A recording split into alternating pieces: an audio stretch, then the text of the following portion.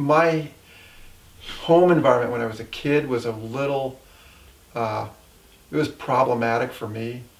And I think woodworking probably saved my butt.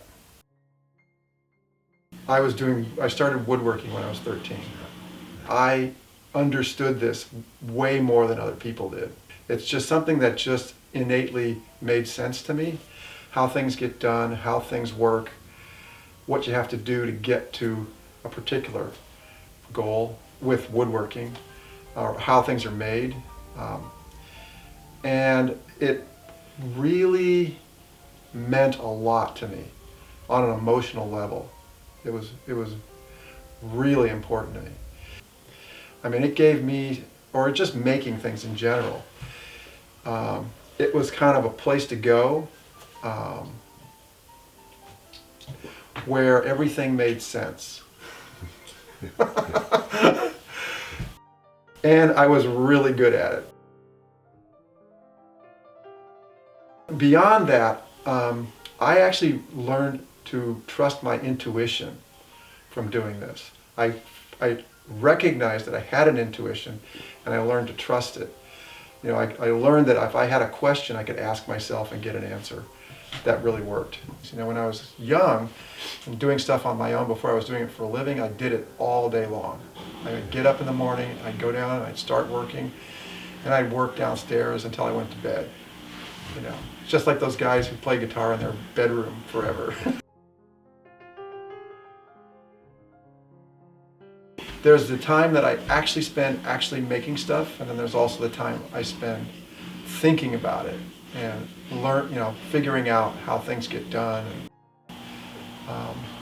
So, you know, if you said, okay, say if you figure it full time for 47 years, I think it's like 94 or 96,000 hours.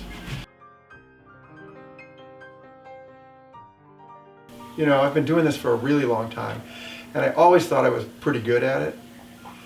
But now, let's say about maybe 3 to 5 years ago, I crossed over this kind of line where I don't seem to make any of the mistakes I used to make. You know, the whole thing about mastery also involves, you know, you've got to have a personal investment in the activity rather than you're just trying to make a living at it. The activity, the craft actually means something to me on a personal level. It's actually really important to me. I always kind of usually felt like I was kind of like tapped into something, or you know, part of something. There's something about when you actually put your heart into what you're doing and it feels good to you in that way, it's like there's something more that's imbued into the object than just doing it correctly.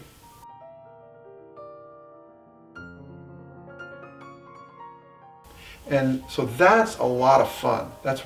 Then you feel like you're actually dancing.